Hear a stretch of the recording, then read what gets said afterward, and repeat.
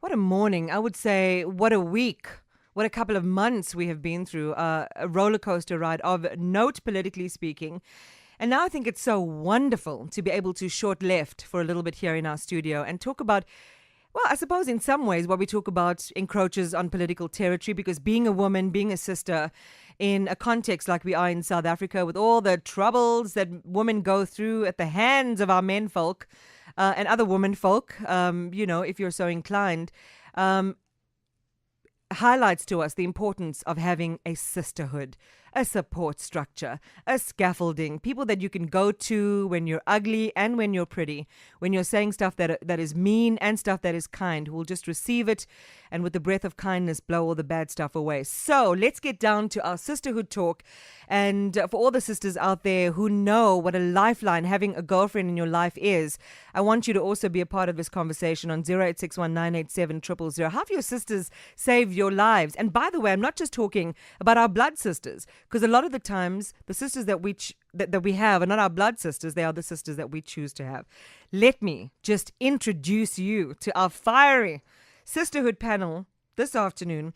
Puseletso Modimokhale is a transformational coach, and she is the Women Emancipate Yourself founder. That needs an Amandla. Good morning. Good morning.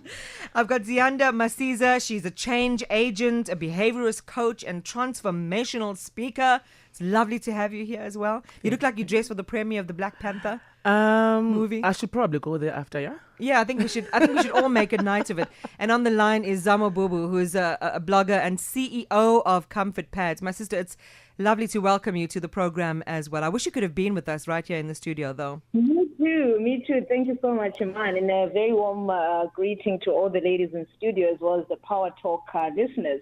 I'm very excited for today's session. Okay, and don't feel like because you're on the phone, that you can't muscle in, because I think it's going to be locked down and lit over the next 20 minutes or so. So just drop in and bully us if you need to. And walking through the door as we speak, Laura Makafola, who is the founder of, I almost feel like I need to bow, Her Majesty the Queen. It's nice to have you, Laura. Catch your breath.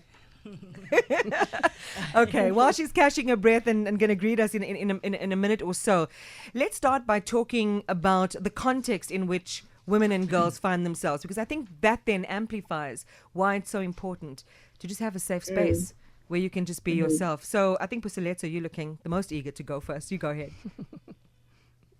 Sorry. Yes, sorry, I'm looking the wrong way. Go ahead. No, definitely. That is the most powerful thing to have. I mean, to have that supporting body, somebody whom you know you can count on, somebody you can actually, when you want to be just yourself, they don't even have to judge how you look, what you're saying. I always say it's the safe haven. If you can have such people around you, you know you are in the safe hands, you know.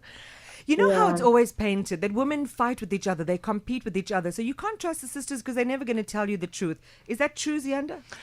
Somewhat, yes. So for me, I'd like to look at it from a business perspective, right? So everyone needs a sister, whether it's in business or in the traditional sense, in the functions where we come from home. Everywhere we need someone where we can bounce off authentically, you know. But yes, we do misunderstand each other a lot. You think there's backstabbing, Zamo, or support in your experience? So ladies, when I think sisterhood, really what unpacks in my mind is women linked by common interests, common goals, uplifting each other spiritually. Really, it's women that get together, and their whole thing is, smart women don't compete, but rather collaborate. And if we can't collaborate, what we do is actually we celebrate one another. That's what sisterhood really means to me. And we also have to remember, sisterhood, first, it evolves from friendship, and over time it then becomes sisterhood. Hence, there is that, safe haven or a safe space, as Puseletso has mentioned there. So that's really what sisterhood really is, when I think about it. And if I look at my, sorry, you said I can check in, so I'm very... Ooh, you just press play and she's gone. So ladies, when I even think about my circle of sisters, and thank you for highlighting that it's not just blood sisters, but rather, people that have evolved from friendship to sisterhood. When I look at my circle, we've got an interest to celebrate one another. We have an interest, if my friend is doing well, I'm the first to celebrate it because I'm like, you know what, girl, it's your time to shine. The light is shining upon you. I got you on that, but there's also a saying, and Laura, now that you've caught your breath, it's so wonderful to have you. Welcome to our studio and to our conversation. Thank you for having me. Someone said, your friends, yes, they want you to do well and they cheer for you until you do better than they do. But if they're true friends, I don't think. I think I heard that this morning somewhere as well. I don't know if it was another show I was listening to. I hear that a lot, but I think I need to emphasize that sisterhood is not friendship. Hence, I'm saying it first starts from friendship, and then it over time it evolves to sisterhood. Once you get to the level of sisterhood, I can tell you now that the elements of I don't want you to succeed, whatever negativity there is, I tell you those things they vanish, they eliminate because you no longer. You take each other to at that level. You're in that level of sisterhood. So Laura, that's my take on it. What does it mean for you, sisterhood? Well, Go ahead, Laura. Okay. Zamo, what I'm going to do is when I'm coming to you, I'm going to say, and Zamo, go. Okay, Laura, go. All right. To me, I think sisterhood is being more than a friend, like they already said. Because, for example, to me, Puselezo is my sister. It's somebody that I look up to. There's trust there. Yes. So it goes with trust. And whatever she does, I aspire to be like her. And she, in turn, motivates me. So to me, I think sisterhood is something that should motivate you, not compete. You don't need to compete. You need to be motivated by what somebody is doing and do and get where you want to be also. I've got Thandi Manaswi on the line. She's a socioeconomic commentator, also bringing her in. So we're going to try and keep this conversation going apace so that each of you get enough airtimes, as it were, to say what you need to say. So Thandi, for you, what does the sisterhood represent for you, and how important and pivotal in your life is it? Good morning, everyone. Thank you guys for the opportunity. For me, sisterhood is a woman that can help build me, be it that I'm doing wrong or right, just that person that I know I can run to for guidance in life aspects. Yeah. So how do we begin to build this? For people who don't know the beauty of having a sister friend, how do you create that? Iman, as everyone has said, the foundation of all of this has to be trust, right? Love goes without saying. However, I would slightly disagree with the view that I must share commonalities with you. I must just get you and arrive to me as you are. Can I be your friend? Absolutely. Okay. So arrive to me as you are and let me stop sizing up whether or not you should be the way I'm wired. Let me accept you the way you already are without tweaking you. So I always say sometimes I amaze myself. Sometimes I put the keys in the fridge. That's when I need the sister with whom I can just be self, stupid if I must be. So we don't have to share commonalities. Also, I think motivation comes from within. So you would know what you need in life, but you need someone as a bouncing partner. Am I going the right direction? But you can't source the motivation from me. I'm there to support you. So and the feedback also has the power, Zianda. You're a behaviorist coach, to transform your behavior. I think we are affected by our friends because that is the place. If no one on the entire planet is going to tell you the truth, you know that you are going to get the truth at risk of even ending that friendship. But Absolutely. That person's going to be brutal and show you the mirror as it is. How does that affect your behavior in that friendship? Firstly, you need to be the person that is willing to hear what others has to say. But at the same time, as they are saying it, you need to know who you are. What happens is we tend to block ourselves from hearing and getting the feedback or receiving feedback, constructive feedback from the friends. When we hear it from people outside of you, we think it's much better. Yet the friends or the sisters have always been saying to you, this is how we see situations. I would tell you something. This goes with the level of maturity. For us to be sisters, we need to mature from being young girls to being that is grown enough to say, I can take whatever you say. I know you mean well. Sisterhood is about knowing the heart of the person that you are in that relationship with. If you know that person, they mean well, they will always look what is best for me. You will not doubt anything that they say to you, because you would know for sure, even in the constructive manner, they are not there to destroy. But maturity comes first, love, and the heart of the person you're in the relationship with. It should really be what matters in the relationship. So, Zamo, if the purpose of our friends is to tell us the truth so that we can become better versions of ourselves and we can be more whole and more satisfied with where we are, what in your experience, what's the most brutal advice or feedback you've received from a sister friend? Wow. It would have to be... wow, I don't know now where to start, but perhaps maybe if I could add to what the ladies are saying in terms of maturity, I definitely agree with that. At the beginning, I said it starts with friendship, and then it then evolved to maturity. So it then evolved to sisterhood. Within sisterhood, there therefore is maturity, there is trust.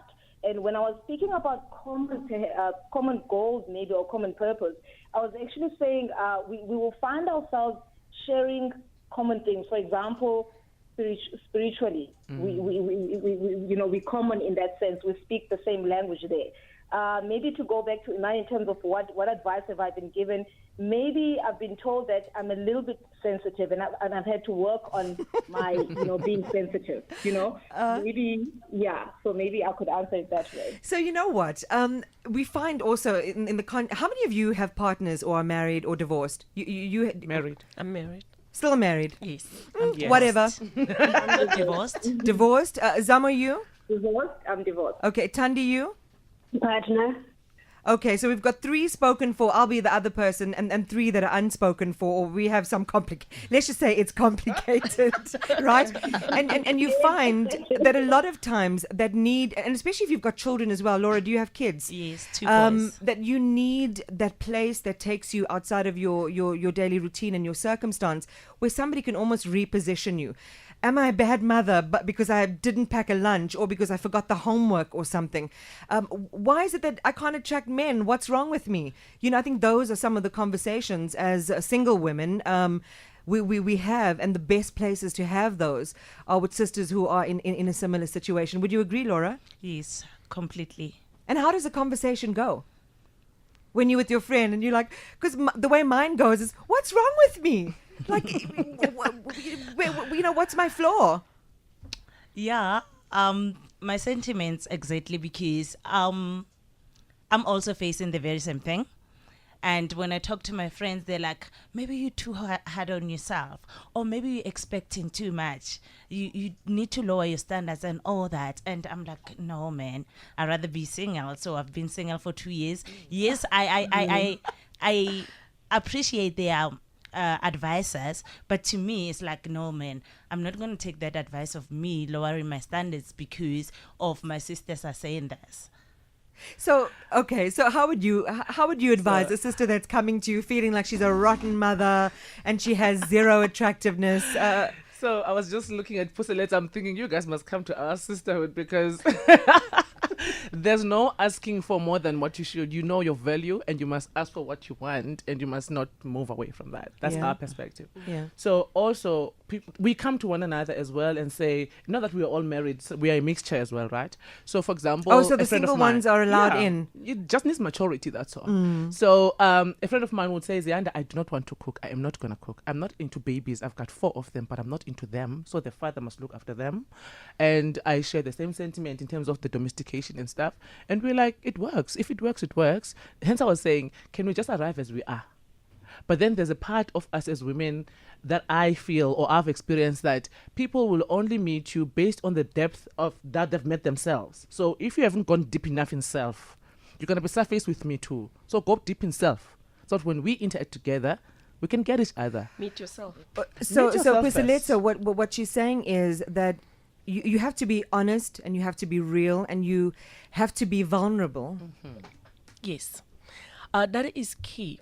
The point of the matter when it comes to any relationship, whether it's with a sister, with a husband, or with a partner, if you haven't gotten to a point where you are bare and you are real with yourself, we always send agents. And that agent, when we meet each other, we assume that's who you are. Later to discover that Puseletso is actually not the nice person that I met at the beginning, because I never presented myself for the true self that I am. Often we miss each other and we buy with what we see in the surface, and what lies within us is what emerges as the true self. And we buy with what we see with our eyes, but we start feeling with our spirit, and we start feeling with our souls. So we miss the connection sometimes because of, also there is one thing that I've seen with the friendships. People come with expectations. If I don't give in to what you want from me, I'm no longer a friend. So that is not what the basis of everything is. That, and the relationship don't start with you, about you gaining out of me. Sometimes people should come into, what do I add, or what value do I add into her life in order for me to be that person? So there has to be a symbiosis. It has to be symbiosis. Go ahead, yes. Zamo. If I would also just chip in, the ladies, we must also remember, I mean, just like any relationship, sisterhood, or rather friendship, it's an active word, it's a verb, you know? So for us to maintain the sisterhood, the friendship, the connection, we need to both actively be there for each other in whatever sense it may be, whether it is once in a while, whenever it is, we need to be active so that we can, as you evolve as a Puseletso and as a Zamo evolve, we connect, you know. We're not necessarily on the same level, but we connect. So that I get it when, you know, an Iman, you know, is feeling this way and that way, because, you know, we actively, we are connecting with each other. I think sometimes, I mean, I heard somebody saying, I mean, people come in, probably get something from you, or and so on. I think the more people spend time with each other, not necessarily physically, but actively working on the relationship, it is then easier to get the other person. It is then easier when you're sensing, or you're feeling that Zamo is sensitive, you know from which point that sensitivity is coming from. Yeah. You know her heart, you know. It's not only an extractive relationship, it's a relationship of symbiosis. But now I want to take it real, because when Laura, myself, and Zamo are out somewhere, and, you know, we were there, we're like sending out the vibes like, hey, you know, come say hi or whatever. Would you be the wing person, Thandi? How do you do that? How do you provide that kind of support? The real, you know, the other real support. I think for me, I'm very honest. And yeah, some people might sometimes translate it into being rude. I think for me, when I'm honest, I'd rather hurt you and tell you the truth. And I expect I expect the same from my friends as well. And with that, you can never really go wrong with any friendship. Because if I'm honest with you, yeah, but you still haven't answered how you're going to help me when I'm at a bar trying to pick up a guy. Yes. Mamela. No, the thing is, these things happen. But I think I'll scout the guy for you. I would too. I do it a lot. I do it a lot. And most of the times when I do it and I say to these people, guys, this man is not real, it does happen that it's not. Yeah, Zamo, I would have told you. Some would say there's a fatal flaw in the premise already. Picking up a guy at a bar, wrong combination. Not really. No? Not really. Oh. No. I mean, tomorrow when we're sober, we can really talk. If he's meant... No, I'll live to tell one day. You know, not that I picked up a guy at the bar. Don't worry, guys, I haven't. But It's okay if you have. Yeah. No. That leads me to the most important thing. Zianda, let's talk about the judgment, guys. Puseletso. And that's the importance of having a space where you can say, look, I messed up, I did this, or I'm not proud of this, or whatever, and they're not going to shower hellfire on your head, right? Absolutely. I was about to say, if we're at a bar and you're eyeing something that looks tasty, someone, let's not commoditize. Okay, Iman is eyeing a cute number in a corner, and you're saying, Z, can you just please make it happen? I'd definitely make it happen. How do you there would be take me so there? It's easier for a married person to go to a guy, remember, because they won't immediately think that I'm a threat. Yeah. So they will open up to the conversation. It would depend on what you want. Zianda, I want to talk to you my side. Please make sure that it goes outside. I'd do that. Absolutely. So give us judgment. the words. What do you say? So I would say, hi, how are you? What's your name? I'm Sipo. All right. A friend of mine would like to chat to you. Can we go outside, please? That's straight up. Wow. Absolutely. There's no manga with these things. We're adults, aren't we? True. And then you would go outside, and there's no judgment from me, regardless of what you want. I don't care. You just want that attention today. That's it. Oh my! I want. Please, can I take your numbers down? What do you have to say, Puseletso? Of course, you can take mine. Oh my gosh, things are going to get raucous when there's a bit of, some wine or some cheese in the mix.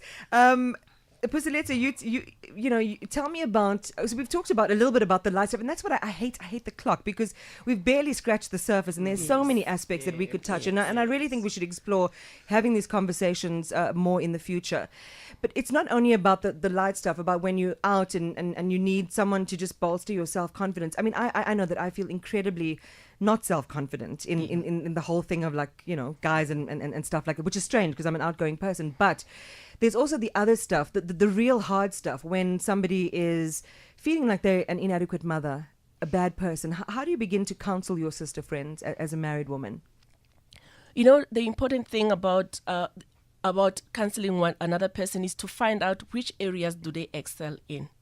And once they find what their purpose is and how they played out in other areas where they excel in, you start showing them the little pieces that they're doing right in areas that they don't feel strong at. It's the shift of mind that we have to do, because the moment you feel you're not good, sometimes it's something that you have been told that you are not good, then you started believing it. We need to change that mindset because you are good. Period. But the point is, how do you play it out? The same way you would play it out at work, because some of us, maybe we are more corporate or we love business and we excel in that area. We need to know what makes me tick in that area that I can bring it in. For example, I love business. And for me to be the mother that I should be, I then started bringing my children as well to be part of the business, and they become also enjoying what I'm doing as I'm enjoying seeing their talents and skill in it. So it's all about amplifying the strengths. The Laura, strengths, yeah. Thandi, I want to ask the pair of you, what's the best advice? And we'll start with you, Laura, that a friend ever gave you that really made a difference to you. All right. The best advice was to believe in myself and to say that I've got whatever it takes, because there was a point whereby I was going through depression, thinking I'm not good enough, I'm worthless. I even attempted to commit suicide. You're not alone in that. And a very good friend of mine, by that time it was not a friend. I met her through social media, and she advised me to say, you know what, Laura, you are better than that. You can do better than that. Beautiful message. Thandi, your best advice?